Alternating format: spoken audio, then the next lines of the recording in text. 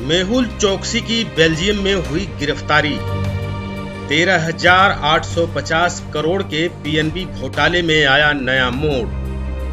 क्या घोटालेबाज मेहुल चोकसी की उल्टी गिनती शुरू? पंजाब नेशनल बैंक का घोटालेबाज लाया जाएगा भारत।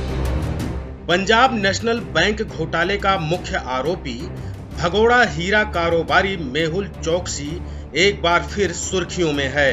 बेल्जियम पुलिस ने उसे हिरासत में ले लिया है और भारत ने उसके प्रत्यर्पण की प्रक्रिया तेज कर दी है। लेकिन क्या ये गिरफ्तारी भारत के लिए न्याय की राह आसान करेगी या फिर चोकसी की सियासत और कानूनी दांवपेच उसे फिर से बच निकलने का रास्ता देगी? आइए इस सनसनीखेज कहानी को करीब से समझते हैं।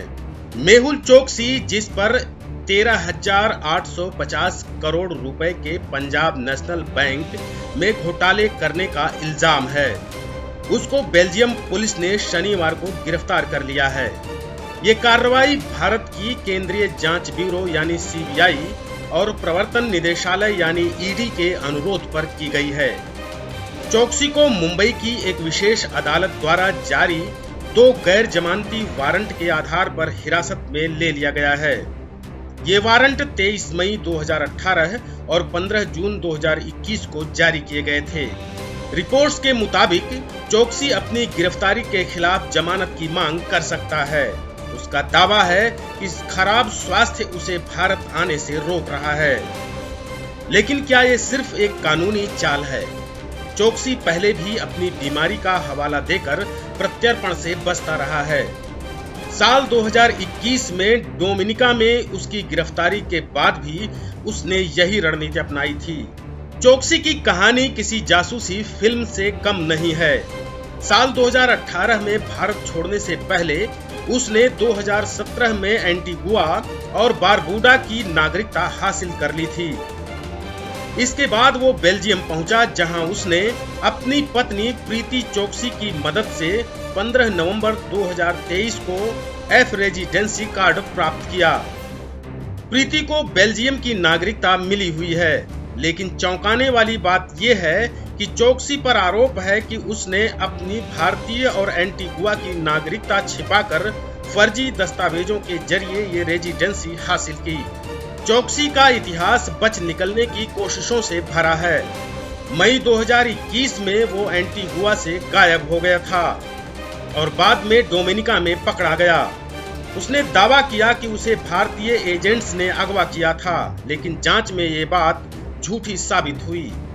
डोमिनिका की जेल में 51 दिन बिताने के बाद उसे एंटीगुआ वापस भेज दिया गया।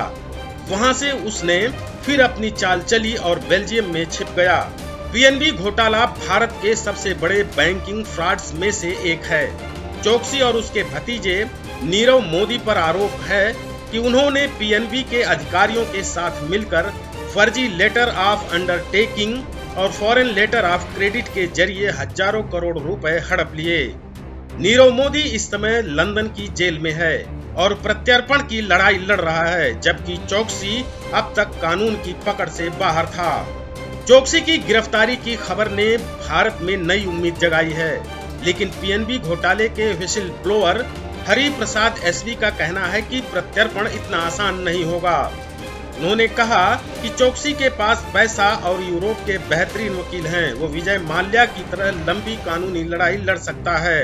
हरि प्रसाद ने यह भी याद दिलाया कि चोकसी पहले भी एंटीगुआ से बच निकला था, क्योंकि उसके पास वकीलों की फौज थी। भारत सरकार और जांच एजेंसियां इस बार कोई कसर नहीं छोड़ना चाहती। सीबीआई और ईडी ने चोकसी की संपत्तियों को जब्त करने की प्रक्रिया तेज कर दी है।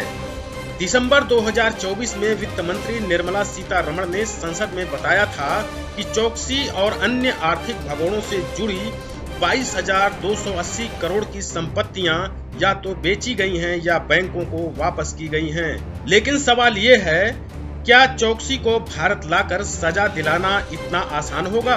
चोकसी की गिरफ्तारी भारत के लिए एक बड़ी जीत हो सकती है, लेकिन असली चुनौती अब शुरू होती है। बेल्जियम के कानून, चोकसी के स्वास्थ्य संबंधी दावे और उसकी कानूनी टीम इस मामले को और उलझा सकती है। क्या भारत इस बार चोकसी को सलाखों के पीछे लाने में कामयाब होगा या फिर वो एक बार फिर कानून को चकमा देगा? इस सवाल का जवाब आने वाले दिनों में मिलेगा। मेहुल चोकसी की कहानी अभी खत्म नहीं हुई है। ये एक ऐसा खेल है जिसमें हर कदम पर नई चाल चली जाती है। क्या आप सोचते हैं क्या चोकसी को भारत लाया जा सकेगा? अपनी राय हमें जरूर बताएं और इस सियासी और कानूनी ड्रामे की अगली कड़ी के लिए बने रहें। देखते रहिए यंग भारत न्यूज। हम हैं यंग भारत, सच के साथ।